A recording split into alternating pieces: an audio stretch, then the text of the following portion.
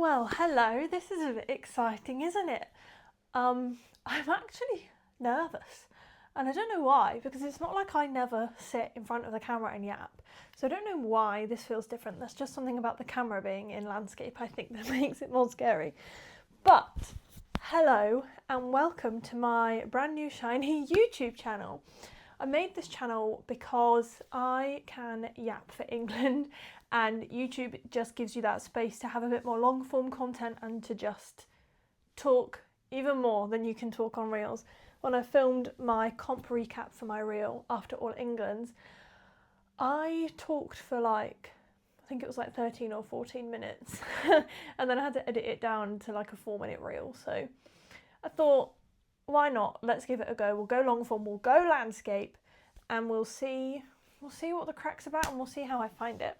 So for my first video, what I thought would be a really good idea would be to sort of reintroduce myself and talk about where I've come from, how I've found my way into powerlifting, and basically my whole journey of fitness and where I've been, because I've not always been a powerlifter. Believe it or not, I actually started out in triathlon. So I'm also going to I'm going to try and put lots of photos and videos up on the screen as well, so you can sort of see I've changed not only mentally but physically quite a lot over the past few years, so I think it will be interesting to put some photos and videos on the screen as well.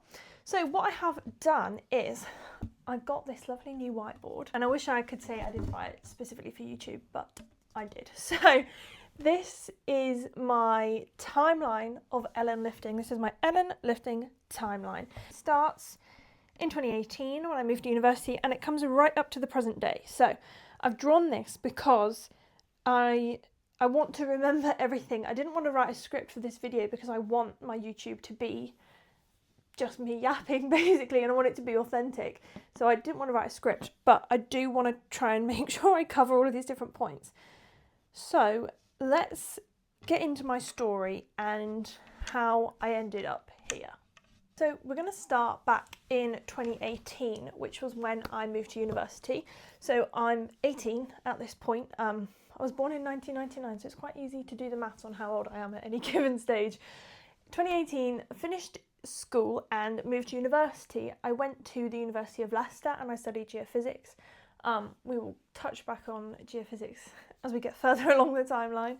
But basically, I moved to uni.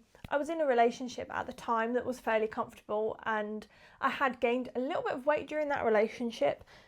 But when I moved to uni, I actually really struggled. I had a really hard time at first. It was scary. I was away from my family and all my friends, and I was in this new place with a bunch of strangers basically. And I wasn't much of a party goer, I wasn't much of a drinker. So on Freshers Week, Freshers Night, I remember all my housemates going out and I would just sit in my room and watch a bit of telly, and I was quite lonely at the time, and I even said to my dad, I was like, I can't do this, you're going to have to come and pick me up, I want to go home. And he said no. He said, get till Christmas, and if you still want to come home, I'll come and get you. And spoiler alert, he never came to get me because I realised it was all fine.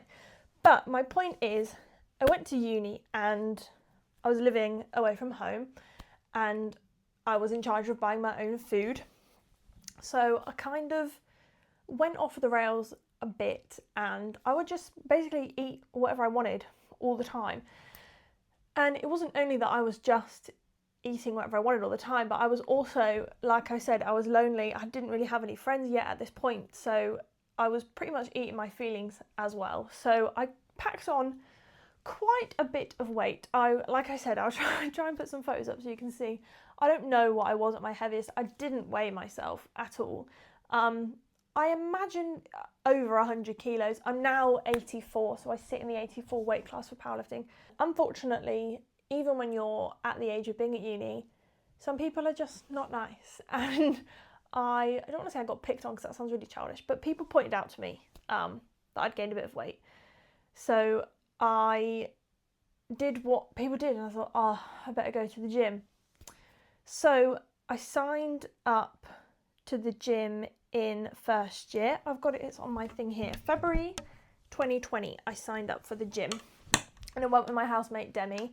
And I remember going, it was a pure gym in Leicester, and I remember the PT taking us around and showing us how all the machines work. which is so funny to think of now because that's pretty much what I do at work. But back then it was like really overwhelming and there was a lot to think about and a lot to take in. So I went to the gym for the very first time. It was February 2020. In March 2020, literally like 2 weeks later, we as an entire country went into lockdown.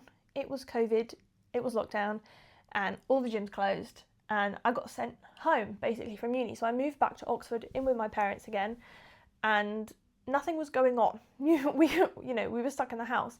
And I sort of had a moment of thinking to myself, I was like, I can either, stay as I am and go back to uni and be the same person and have people pick on me just the same as they did before, or I can take this opportunity to change my entire life and I can go back a completely different person. And I wish I could remember more about what I was thinking or feeling at the time, but I went with the second option and I thought, you know what, this is an opportunity to completely turn my life around, and fair play to me, that's what I did. So I would basically wake up in the morning and take my dog on a walk, my lovely Pebbles. I've got loads of photos of Pebbles. You can have loads of dog photos. And I would take Pebbles on a walk, usually for an hour, maybe even longer. And then I would come home and I would do some sort of at-home workout. So I had like 1 or 2 dumbbells that I had from a neighbour, and I would do like lunges, bodyweight squats. I definitely think I have some videos, so I will try and put those on. In the garden. Then I'd have lunch, which would usually be chicken and rice, or I used to eat a lot of stir-fry noodles, veg noodles and chicken. I think I probably had that almost every day of lockdown. So I'd have my lunch, and then in the afternoon I would go for a run or a bike or an open water swim, because we live near a swimming lake. But I was pretty much moving all day every day. My classes for uni were online, had about an hour or 2 hours a day in the evenings. So I was literally constantly on the move, constantly doing something, which was great because I had the time. It wasn't like I had a full-time job to do or anything like that. But I started to need something. I'm quite a competitive person, if you didn't already know, which you probably do if you've seen any of my recent stuff. But I was training sort of aimlessly, and I needed something that I could work towards, something that I could achieve. I looked at CrossFit quite a lot, and a lot of the workouts that I was doing at home were like CrossFit workouts. But I found that quite intimidating. There was a lot of gymnastic movements, there was a lot of weight movements that I couldn't train because I was at home. So I landed on triathlon. As I said, I'd been running, I had a bike, and I'd been swimming. So a triathlon just seemed like the next step. So my random sort of training transitioned into triathlon training, and I was literally spending hours a day training for this triathlon. Coming to August, I remember the gyms opening again, and I remember going back to the gym, and I remember adding some free weight exercises that were designed to improve my triathlon time. So I'd googled like how to get stronger legs for cycling or how to get bigger shoulders for swimming. And that's pretty much what I did until September of 2020, when I did my very first triathlon, and that was the Blenheim Palace the Blenheim Palace Sprint Triathlon. Again, I'll have lots of photos here. I can't remember my time, and I can't remember if it was good. I don't know how well I did. I wasn't really bothered about that. I was just bothered about finishing it and getting around the course. And it was quite soon after the triathlon that Ellen Lifting was born. I was starting to take the gym a lot more seriously, and I wanted to be able to document my progress without like spamming people, which is pretty much what I do now. So I made that Instagram account in the December of 2020, and I'll try and put some of my first posts up here. They weren't anything special. It was just me babbling about things that I was doing that I was enjoying, which I guess is pretty much still what the page is and what it's about. So after then, the gym started to get a lot more serious. I was taking it a lot more seriously, but I was still quite triathlon focused. I would only train in the gym if it was going to improve my triathlon time. We are here. this green that says gym getting serious. So I was back at uni. The classes, I'm pretty sure the classes were still online, but I was living in Leicester again for third year. And I think I had a couple a week in person, but most of it was still online.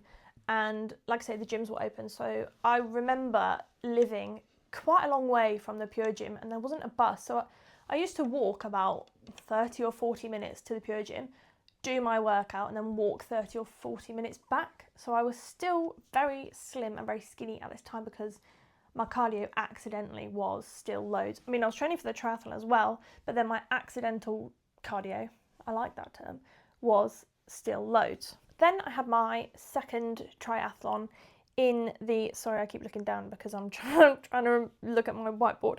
I had my second triathlon in September of 2021, and it did not go as well. The training hadn't been going as well because I had more things to do. For the first triathlon, it was pretty much all I did in my life was walk the dog and train for a triathlon. This year I'd been back at uni. My dog had very unfortunately passed away. I still miss Pebbles. I still think about Pebbles all the time. But she had passed away, so I wasn't walking her anymore, obviously. And it was my final year, so things were getting more intense. The workload was a little bit more. So the triathlon did not go as well. And when I finished the triathlon, I remember thinking, this isn't for me anymore. I didn't enjoy myself like I had the first year. And I needed something else to focus on. So I kept going back to the gym, and I was at this point, I think I had started my PT qualification. I actually can't remember. It was somewhere around then because I was living back at home because I'd graduated, working at the Pick Your Own Fruit. If you didn't know that about me, I used to manage a Pick Your Own Fruit farm. That's some niche lore for you. I'll put some photos of me dressed as a strawberry. Anyway, and I was doing my PT qualification online. Another fun thing that happened at the start of 2022 was that I was actually invited to do a photo shoot for Pure Gym, which it's so funny, and I'll definitely put pictures of that here because when I look at the pictures now, I just think, oh my god, I was so skinny. So skinny. What did Pure Gym want me advertising their gym for? Because I looked so small. So that was a bit of fun, and still even now, sometimes I see on a flyer or on a poster, I see little skinny Ellen on the poster. So that's a bit of fun. But 2022 was a big year because not only did I qualify as a personal trainer, I then got my first job as a personal trainer in David Lloyd in the September, and 2 weeks after that I did my very first powerlifting meet. So let me sort of talk about how I got there. So like I said, after the triathlon, I still needed something competitive, still needed something to aim towards. And I had been enjoying the gym a lot more than I thought that I had been before when it was very triathlon focused. So I knew I wanted something gym related. Side note, thank God I didn't choose bodybuilding. Can you imagine me as like a bikini competitor? No. I'm glad I didn't go down that road. The road that I did go down was strongman, which is probably not what you're expecting me to say, but I think like a lot of people in the UK, every Christmas we would watch World's Strongest Man on the telly and see how much fun it was. And I was, and still am, really interested in deadlifting. I used to love deadlifting. It was like one of my favourite things in the gym. I didn't do it a lot because it doesn't really translate to triathlon. But now that I wasn't focused on triathlon anymore, I thought, I can really push my deadlift. And I remember explicitly Googling how to compete in deadlifting because I didn't really want to do like Atlas stones or like overhead press or like big scary stuff like that. I literally wanted to deadlift and I wanted to compete in deadlifting.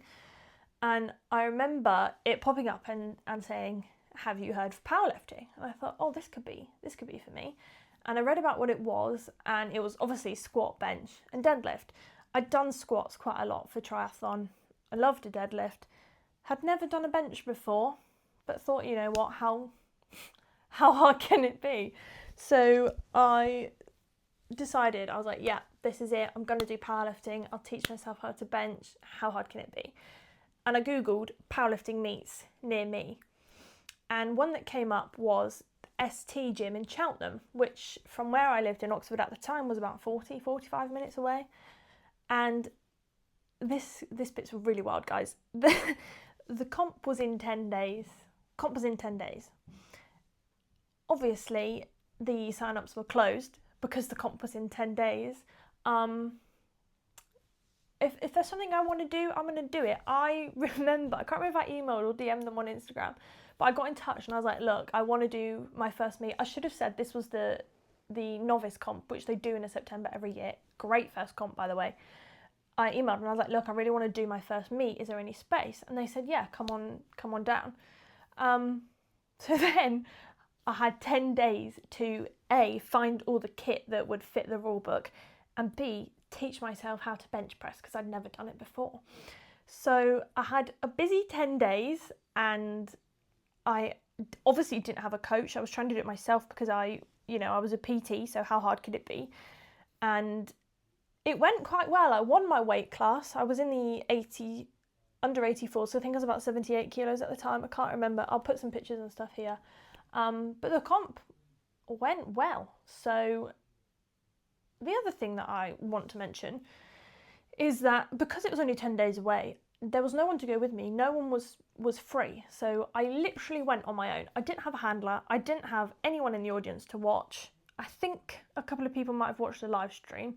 I just went on my own, showed up at a comp and competed, having signed up 10 days before. And like, when I think about that, that is absolutely insane. Like, who actually does that? Who signs up for a comp 10 days before and then just goes on their own without a soul and just does it? But look, here we are now. Clearly it worked. Clearly I had a great time. I did have a great time. I loved it. I loved it so much, in fact, that I signed up for my next comp about 4 weeks later. And then I loved that one so much that I signed up for my next comp about 4 weeks after that.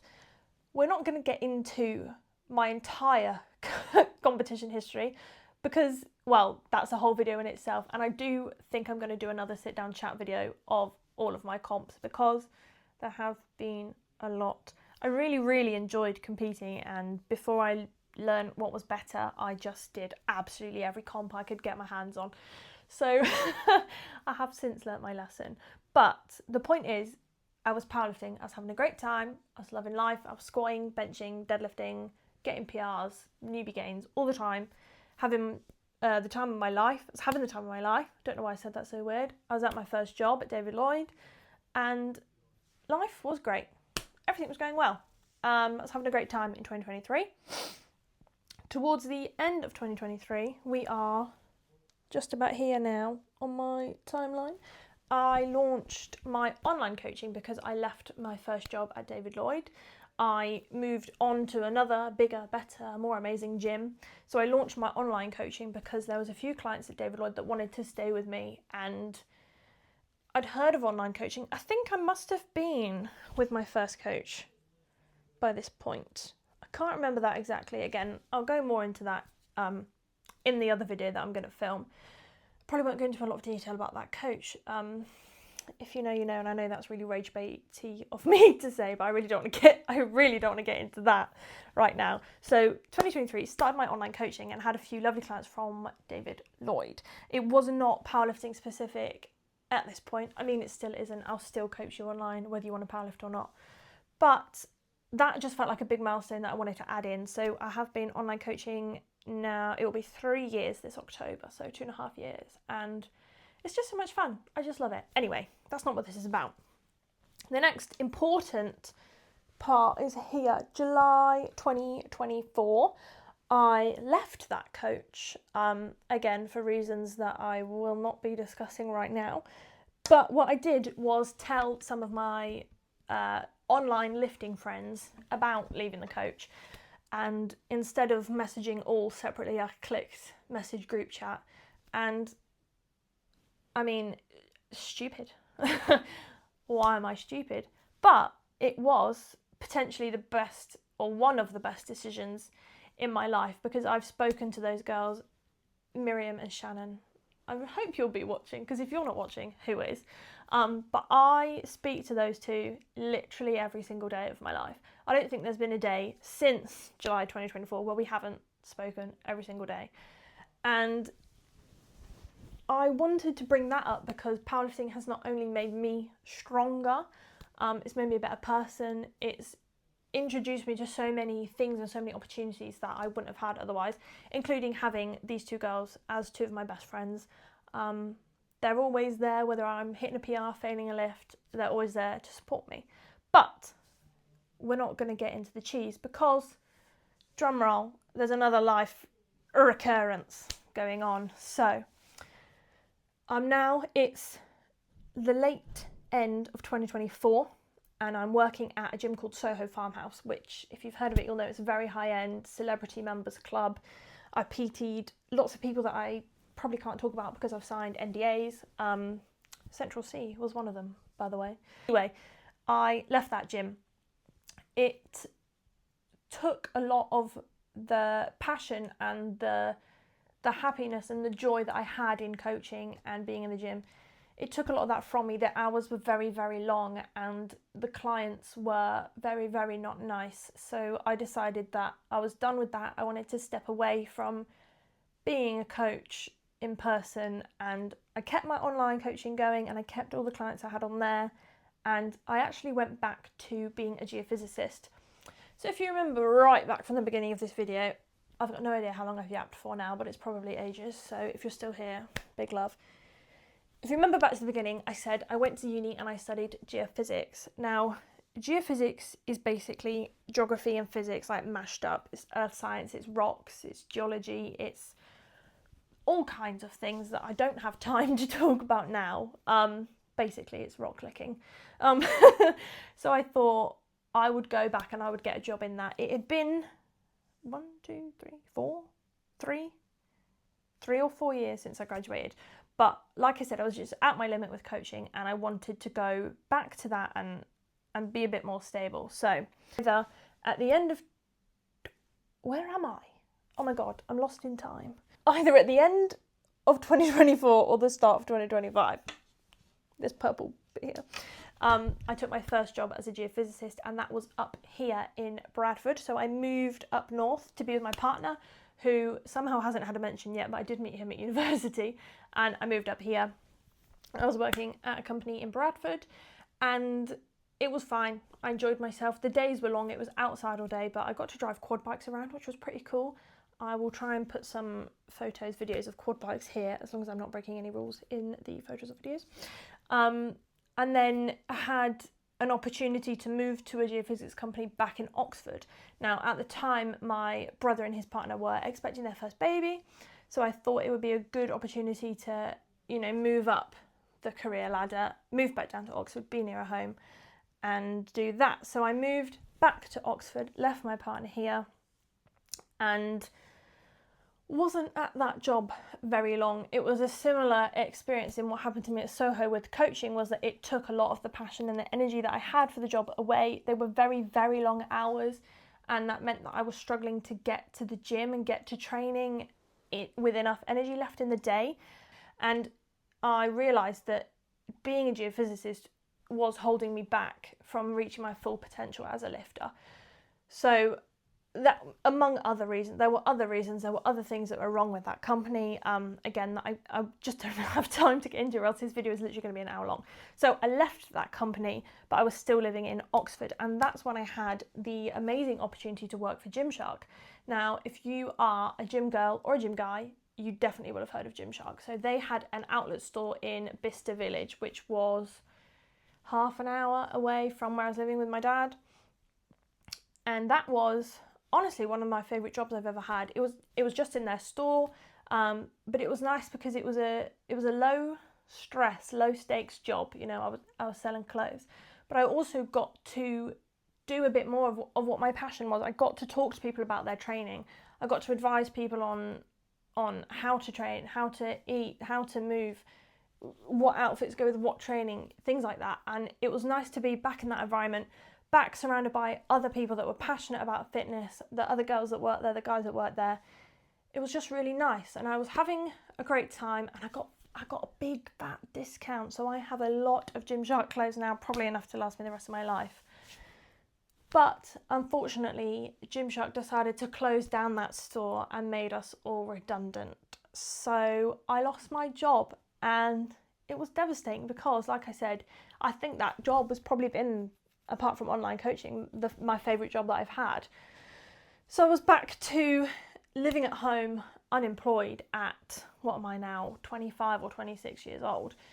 So I had to decide again what I was going to do. And luckily with my online coaching, I was still making a little bit of money, so my bills were still being paid, which is a great relief. But I thought it was probably time that I moved back up north, back to my partner again, because we've been living away this whole time, still together, engaged, by the way, should have mentioned that. Poor Carl, he's not getting a lot of screen, he's not getting a lot of airtime, but he does exist. He is real, I promise. So I thought it was about time that I moved back up north, be with him again, and now we're talking maybe, I have to try and remember when I came back. It might have been the start of this. No, I think it was more recent than that. When did I move back? At some point in 2026. Maybe it was just the start of this year. Do you know what? I can't even remember my own life now. I've made this video to talk about my life and I can't remember. At some point. And now I'm trying to think about when Brits was. Anyway, I moved back and I got a job in a gym again. So now I work in a gym again. I work at LWL, which is near Rochdale, near Manchester. And I have a powerlifting club that I host there. I teach classes, I PT. I have a great time, and it has not yet sucked the joy out of gymming, out of powerlifting again. And hopefully, touch wood, it's not going to do that. I feel a lot better this time, and I'm enjoying my online coaching is growing massively, which I'm really appreciating. And I've had the time to put my effort back into my training, and it has paid off. So as you can see right down the end of this timeline, I have been fortunate enough to go to both the British and the English championships in the past 12 months, in the past year. I had Brits in December, and at Brits, I matched my best ever total. Again, I'm not going to get into too much detail about it. That will be in another video. And then after Brits, so that was in the December, since then, I was able to actually have the time to train again like I wanted because I wasn't working full time. And I competed at English champs last weekend, or a week ago, and I added another 27.5 kilos to my total for the first time since, well, in like a year, since before I had started working as a geophysicist again. If you ever needed more evidence that I talk too much, my phone literally died filming that. So you're now plugged in, but I've had to unplug my microphone so that you can be plugged in. So hopefully you can still hear me. But I think I was pretty much at the end. I think what I was saying was that I'd done Brits and matched my best total, and then I'd done English and I'd had another jump in total, which is what we want in the sport, right? So I am going to leave it there for today. I've brought you up to now from when I went to university. My next video is going to be talking through my competition history. I have competed literally a million times. Like I was saying earlier, when I first started, I could not get enough and I did so many comps. So what I thought would be fun would be to go through them all, talk about what went well, what went wrong, show you some of my lovely medals, because I've got quite a collection. And I've even got one little trophy that I can show you. So I thought that would be a fun video. If you have any other ideas of things you want to see, longer form content for YouTube or shorter for Instagram, please let me know. You can leave a comment down below, which makes me feel like a real YouTuber saying that. You can also like and subscribe if you want to see any more videos that I put out. I think what I said after my camera cut out was that while powerlifting is a hobby, yes, it's a hobby that I take very, very seriously. So I'm hoping that this can be a bit more of a hobby that doesn't have to be quite so serious, you know. And when I'm 80 in the care home, I can watch this back. So hi, future me, hopefully you can remember this. And it'll just be a nice place to look back on my training and stuff. So I also have this lovely whiteboard, of course. So if there's anything that you want me to draw or explain through colour, I don't know where I was going with that, then just let me know. And finally, I want to say thank you for, especially if you've watched this far into the video, I want to say thank you. It's really cool that this gets to be my life, and what's even cooler is that some people, the few of you, are actually interested in the things I have to say, and that feels pretty cool. So that is literally it for now. Otherwise I'm going to talk another 20 minutes and my phone's going to die again. So thank you for watching, and I will see you next time. Bye.